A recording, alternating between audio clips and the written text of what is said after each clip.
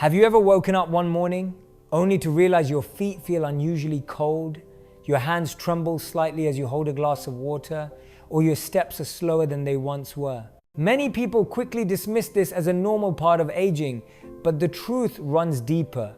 These small signs are not simply time taking away your strength. They are silent signals from within, pointing to a missing piece of the puzzle that has long been overlooked. Few people realize that this piece may decide whether you age quickly or slowly, whether you grow weaker or remain strong. Your body is like a vast city, where every small road carries life itself. When you were young, these roads were wide and clear, the current flowing with vitality. But over the years, they narrow, grow uneven, and the flow of life slows down.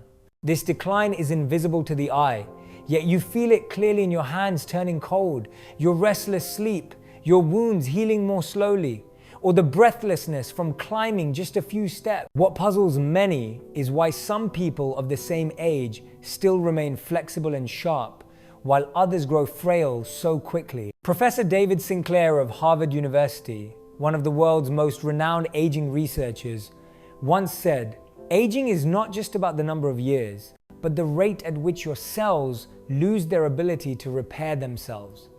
In other words, not all of us age in the same way. Some have found the key to slowing the process down, and that key is not found in expensive medication, nor in grueling exercise. It rests in something much simpler, something our ancestors once knew but we have forgotten. They called it the golden drop of life. They could not explain it with science, yet they saw the results. Elders walking firmly into their 70s and 80s with bright eyes and steady energy. Today, science is beginning to prove what tradition long believed. Researchers have named it, measured its impact, and revealed that without it, the body cannot maintain strength no matter how much protein you eat or how hard you train. The sad truth is that most of us either consume it the wrong way or ignore it completely and then wonder why our health fades without explanation. So what exactly is this missing piece? Is it something rare and out of reach? Or something so familiar that you might find it sitting quietly in your own kitchen? And more importantly, what would you do if you knew that a small daily habit, repeated with patience, could revive the current of life slowly fading within you? Do not see the signs you feel today as the final verdict of old age. See them as gentle messages that your body still holds the chance to change. In the next part, we will uncover a truth that few ever speak of, and you will understand why for so long you may have unknowingly ignored the most important piece in keeping your strength as the years pass. When most people talk about strength in later life, the same advice appears again and again. Eat more protein, lift some weights, and your muscles will respond. It sounds simple, almost too simple. Yet how many older men and women have followed this exact formula only to discover that their strength still fades, that their muscles refuse to return, and that their body no longer listens in the same way it once did? There is something missing from this story, a truth so fundamental that overlooking it has left generations struggling in silence. That truth is collagen. Collagen is not a trend, not a supplement fad, but the structural fabric that holds the body together. Imagine a building made entirely of bricks. You may bring in more bricks every day, yet if the mortar that binds them is weak, the walls will still crumble. Protein is the brick, collagen is the mortar. Without collagen, the bricks cannot stand, no matter how many you add. Professor Robert Shapiro, a pioneer in connective tissue research, once explained that collagen is not just a single material, but a network of threads woven through muscle, bone, skin, and blood vessels. It gives form to strength. When you lose collagen, you lose the very foundation that allows your muscles to respond to exercise and nutrition. This is why so many older adults discover with frustration that their body no longer rewards their effort at the gym or their careful diet. They are missing the invisible scaffolding. The decline of collagen does not happen suddenly. It begins quietly, often in your 40s, when production slows by just a small percentage each year. At first, you hardly notice. A little stiffness in the morning, a slower recovery from a walk, skin that feels less elastic. By your 60s, those small losses accumulate and the structure inside is no longer what it once was. Muscles weaken not simply because they are unused, but because the web that holds them has thinned. What makes this more complicated is that the body cannot be tricked with shortcuts. A pill labeled collagen on the shelf is not always the answer. Many of these products do not contain the complete structure your body needs, and without the right form, the body cannot weave those threads back into place. It is like giving a tailor the wrong fabric and expecting a perfect suit. The result never fits. This explains why so many seniors are left discouraged. They eat carefully, they move their body, they swallow supplements faithfully, yet the mirror shows decline and their energy does not return. They begin to believe that this is fate, that aging is simply a downward slope. But that belief is not true. The body has always had the capacity to rebuild, but only if we give it the right material in the right form. Here lies the paradox. Collagen is the most abundant protein in the human body, yet it is the one most often overlooked. We are told to eat protein, but rarely told which kind or in what form. We are warned about cholesterol, about fat, about sugar, but almost never about the silent erosion of the very fabric that holds our strength together. This silence has cost people not just their muscles, but their independence, their confidence, and sometimes even their will to keep moving. And yet, once you see the pattern, you cannot unsee it. The stiffness, the fatigue, the weakness, they are not only age itself, but the echo of collagen slipping away. This is not a tragedy, it is an invitation. Because if something is lost slowly, it can also be restored slowly. What was worn down can be built back up. But to do so, we must learn where to look and how to recognize the forms of collagen that truly feed the body. In the chapters ahead, we will explore those sources, some from the sea, some from the land, and the ways they have been quietly protecting strength for centuries. But before we arrive at them, remember this: aging is not the enemy, neglect island. Your body is not failing you. It is waiting for you to notice what it has needed all along. For many years, bone broth has been praised as the golden answer. Its warm steam rising from the pot feels like comfort itself, the kind of nourishment that grandmothers trusted and healers prescribed. And in truth, bone broth does hold value. It carries minerals, flavor, and a touch of collagen. But here is the quiet reality that few acknowledge. For those who wish to hold on to their strength, bone broth alone is not enough. Think again of the body as a city with countless roads. Bone broth is like sending a few workers with tools to patch the streets. For a moment, it looks better. The holes filled in, the surface smoother. But when the roads are cracked for miles, when the bridges themselves are weakening, a few patches cannot restore the flow. This is the limit of bone broth. It comforts, but it does not rebuild. Scientists have measured what tradition never did. A single bowl of bone broth may offer a few grams of collagen, but the aging body often requires 3 or 4 times more each day to make any real difference. What feels like medicine to the tongue is too little for the muscles and vessels that cry for repair. And as years pass, those small offerings cannot keep pace with the speed of decline. This is not to say bone broth is useless. Far from it. Its warmth can soothe, its minerals can support, but relying on it alone is like watering a vast garden with a single cup. The flowers may hold on a little longer, yet they will never truly bloom again. To awaken strength, something richer is required, something deeper and more concentrated than the broth that many of us have leaned on. Consider also how tradition sometimes misleads us by what feels familiar. Because bone broth has been in our kitchens for centuries, we assume it must be the key. Familiarity feels safe, but safety and sufficiency are not the same. What your grandparents believed was enough for their time may not be enough for yours, because the body they carried into old age faced a different life. Their food was less processed, their environment cleaner, their days more active. The broth they sipped was a part of a much larger pattern of natural living. Today, stripped of that context, it is not the whole answer. This realization does not diminish the love we have for bone broth. It simply points us forward. If we wish to walk with strength into the later decades of life, we must seek beyond what is comfortable, beyond what is merely tradition. The body is asking for more, and nature, quietly, has already provided more. In the next part, we will turn toward the sea, to a source that has long been overlooked, carrying within it the strength of waves and the resilience of creatures that never stop moving. There, in the skin of the fish, lies a richness of collagen that bone broth can never reach. For centuries, coastal villages lived by the rhythm of the tides.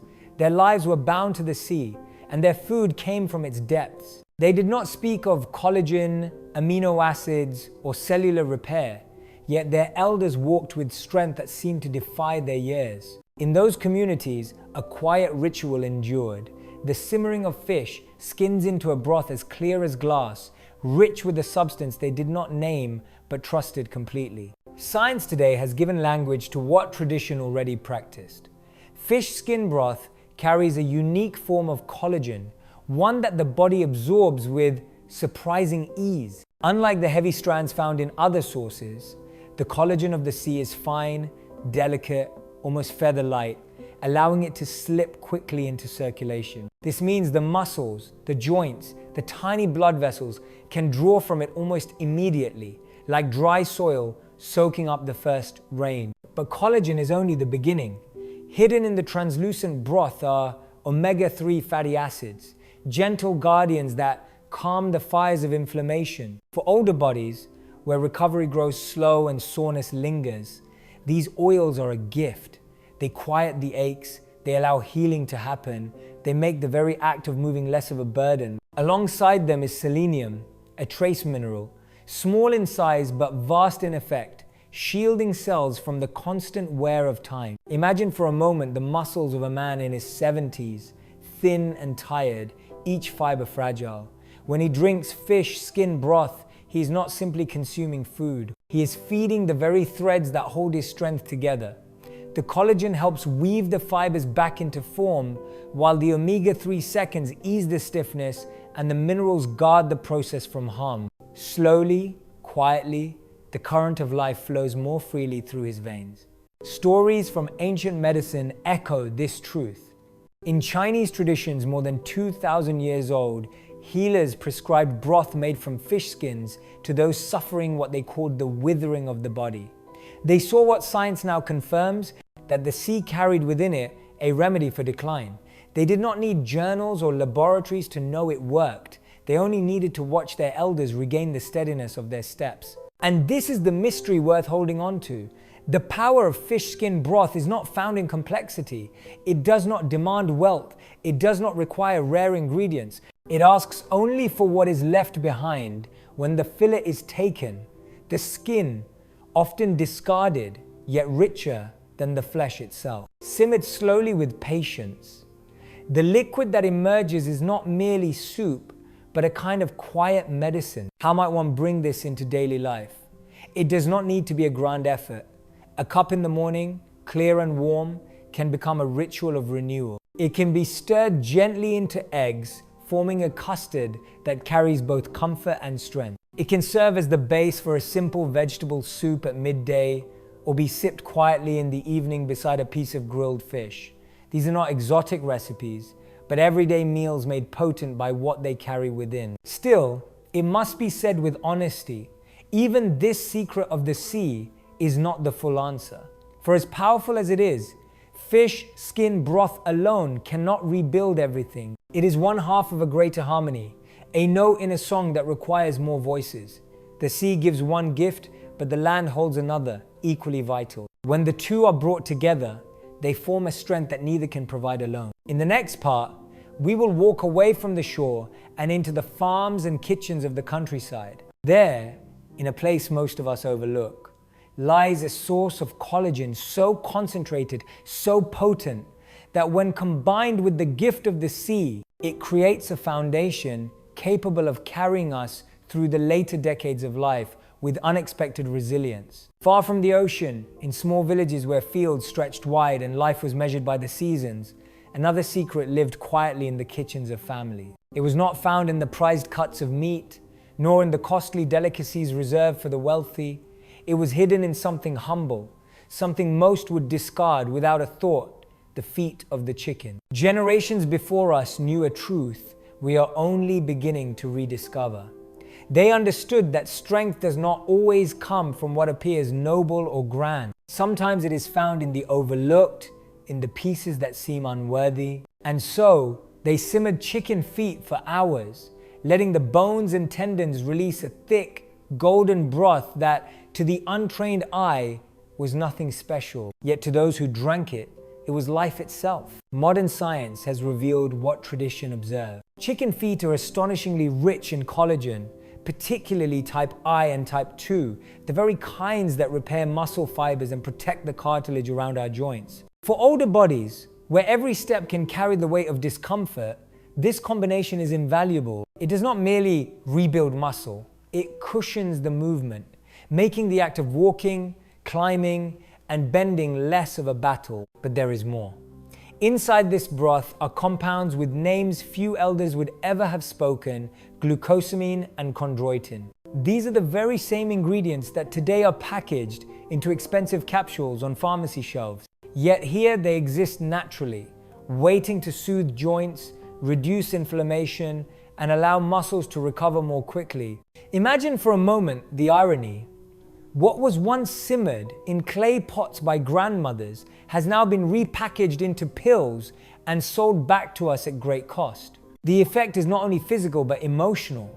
When pain eases, when steps grow lighter, a kind of confidence returns. Muscles rebuild not only because the body is fed, but because the person feels willing to move again, to test their strength without fear. And movement, as every physician will tell you, is the very spark that keeps aging at bay. Think of the old farmer who, after years of rising before dawn, finds his legs heavy and his knees stiff.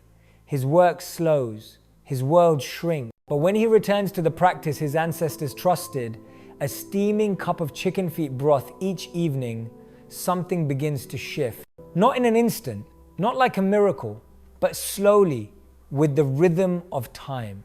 His steps regain firmness, his body recovers between days, and his dignity, once slipping, begins to return. The preparation itself carries meaning. To take what is often thrown aside and honor it with time and patience is an act of respect, not only for the food but for yourself. As the feet simmer gently with herbs and onions, as the liquid grows thick and gelatinous, you are reminded that health is built not from what is quick, but from what is steady. Each cup becomes not just nourishment, but a ritual of care. And here lies the deeper beauty. Chicken feet broth does not stand alone. By itself, it strengthens and restores, yes. But when paired with the gift of the sea, with the light and quick collagen of fish skin, the two form a union unlike any other. One works swiftly, rushing into the bloodstream to repair, while the other provides enduring support, reinforcing the structure over time. Together, they create a harmony of healing, a duet between sea and land that offers the body what no single source can provide. This is not folklore. It is the intersection of wisdom and evidence, of stories passed down and science catching up. The elders were right. Hidden in the most unassuming places are the keys to resilience. And when we honor both the ocean and the earth, when we bring their gifts together, we begin to see what true restoration can look like. In the next part, however, we must pause. For even the strongest of remedies can be undone by the wrong companion. There are foods so common, so ordinary, that when paired with these broths, they erase the benefits, or worse, create harm. It is a warning worth hearing, for it is not enough to know what strengthens you, you must also know what weakens you. Until now, we have spoken of gifts from the sea and from the land. Together they form a powerful alliance capable of restoring what age slowly takes away. Yet we must pause, because even the strongest remedies can be undone when they are paired with the wrong companion. Imagine two hands working to build a house, brick by brick, while another pair of hands quietly removes the same bricks from the other side. No matter how much effort is given, the house never rises. This is what happens in the body when certain common foods enter alongside your broths. They do not simply fail to help. They undo the very work that has begun. Unless you recognize them, you may never understand why your strength does not return. The first enemy hides in plain sight at nearly every table: white rice. It seems harmless, comforting, the symbol of a warm meal. Yet when taken with collagen broth, it creates sabotage. The sudden surge of sugar in the blood blocks the delicate collagen from being absorbed. The roads inside your body that were slowly being repaired become clogged again. Many elders sit with a steaming bowl of broth and a mound of rice, believing they are nourishing themselves. In truth, they are building barriers against the very healing they seek. There is no pain, no warning, only the quiet frustration of months passing with no change.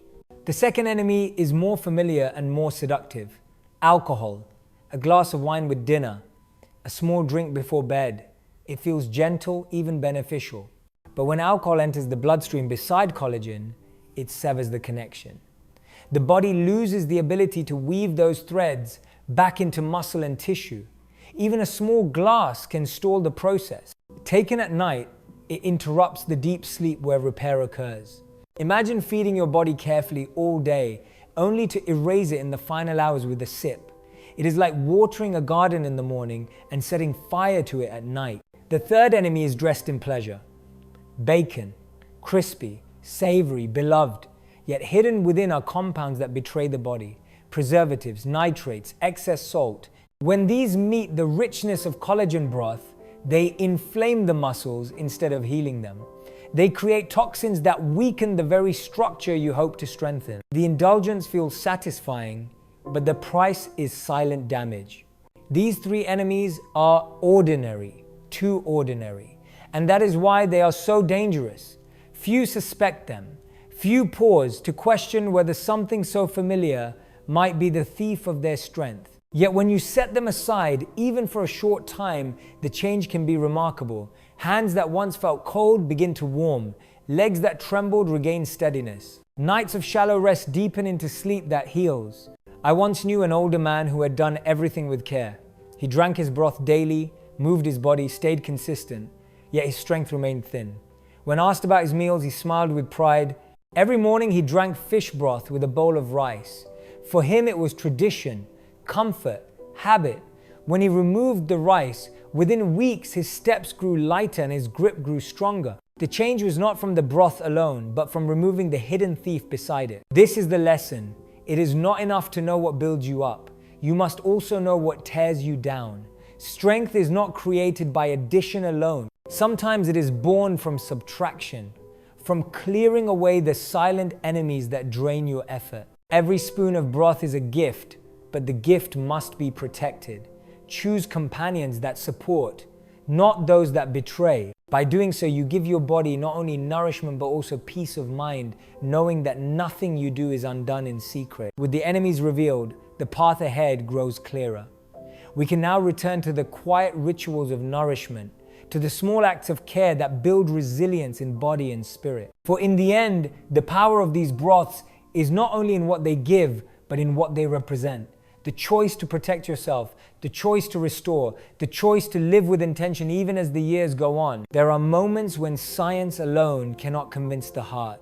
Numbers and studies may explain, but it is the quiet stories of real people that remind us of what is possible. Each story is like a lantern in the dark, showing the path that another has already walked. I remember an old woman in her 70s who had accepted weakness as her destiny.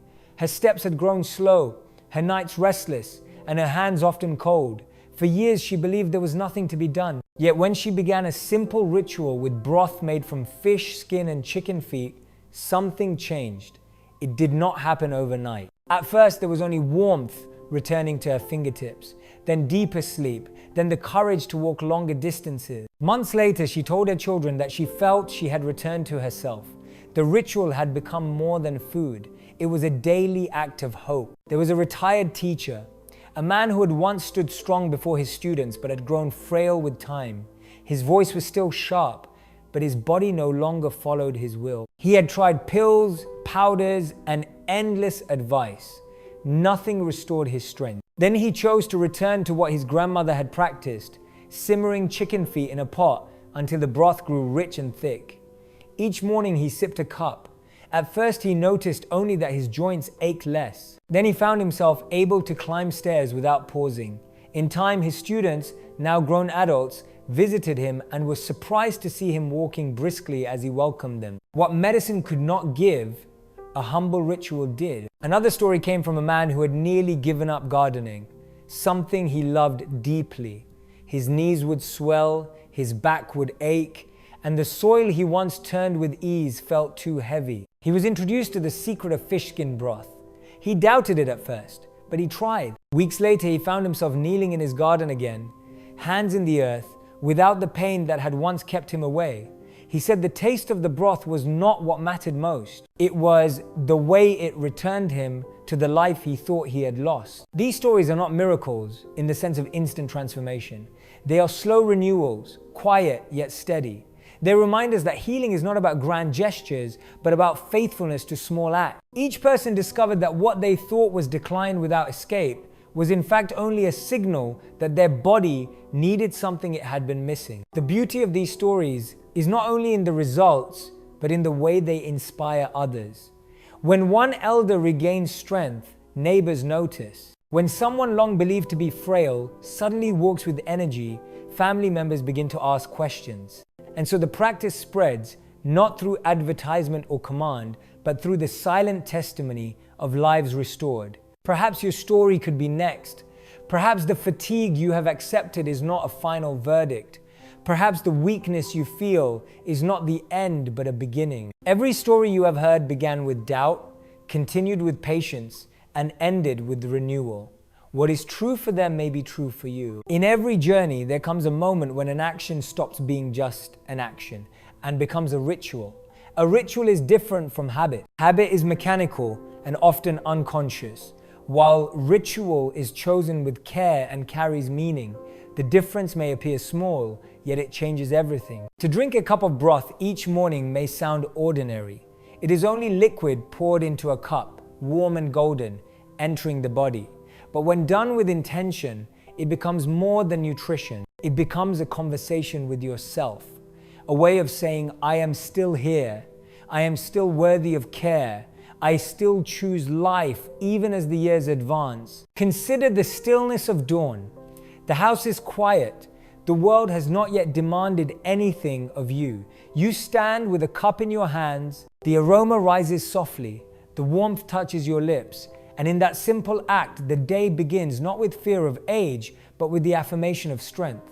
That moment is not only for the body, it is for the spirit that carries the body. The body responds to consistency more than intensity. One cup taken in faithfulness each morning shapes the tissues in ways that 100 scattered efforts never could. It is like watering a garden gently every day.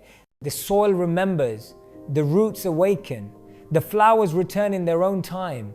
What seems too small to matter becomes the very thing that changes the whole landscape. And with time, the ritual speaks back to you. You notice that your hands no longer ache in the cold, that your sleep is deeper, that your steps carry less hesitation. These are not loud changes, but quiet confirmations that your care has not been wasted. Each morning, you are reminded that healing is not something given to others alone. It belongs to you too, as long as you choose to meet it. There is also beauty in the preparation. The patience of simmering, the respect of waiting, the way the broth thickens and cools into a soft gel that proves its richness. Each stage is a reminder that health is not built in haste, but in rhythm.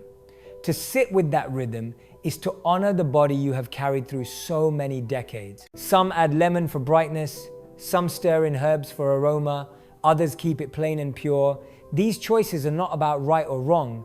They are about making the ritual your own. When you shape it in a way that feels personal, you are less likely to forget because it is not just food anymore. It is identity, it is respect, it is love for the life you still hold. In the end, the true power of this ritual is not in the broth itself, but in the message it carries. Every sip says to the body you are worth the effort. Every sip says to the mind you are not giving up. Every sip says to time itself that while the years will pass, You will walk through them with dignity. A small ritual, yes, but within it lies a meaning that can steady your heart and restore your strength. And that meaning, once embraced, is impossible to take away. There comes a moment in life when you realize that time itself is not the enemy. Time is simply the stage on which your story unfolds. What often feels like decline is only the body whispering that it needs a different kind of care. The gift of time is not in holding on to youth, but in discovering that even in later years, there are new forms of strength waiting to be revealed. To grow older does not mean to grow weaker. It means that the body asks for other rhythms, other choices, other rituals. When you choose to honor those needs, time becomes a companion rather than a thief. The mornings when you sip your cup of golden broth are not just mornings of nourishment. They are mornings where you reclaim partnership with life itself. Think of the seasons. Spring is not better than autumn. Each holds beauty in its own way. Youth carries energy and speed, but age carries wisdom and steadiness. The secret is not to compare one with the other, but to see the meaning in each. And when your body receives what it has been missing, you are free to live this season fully, not in fear, not in surrender, but in quiet confidence. The gift of time is also the chance to inspire others. When children and grandchildren see you walk with strength, when they witness your patience and your rituals, they learn that aging is not to be feared. They learn that care and respect for the body are acts of love, not only for oneself, but for everyone who watches. In this way, your choice ripples outward. What you do for yourself becomes a lesson for those who follow. It is easy to believe that age closes doors. Yet in truth, it opens others. Doors to reflection, to gratitude, to rituals that hold deeper meaning. The act of preparing broth, of choosing foods that heal rather than harm, of protecting what you have built becomes a doorway to a new chapter.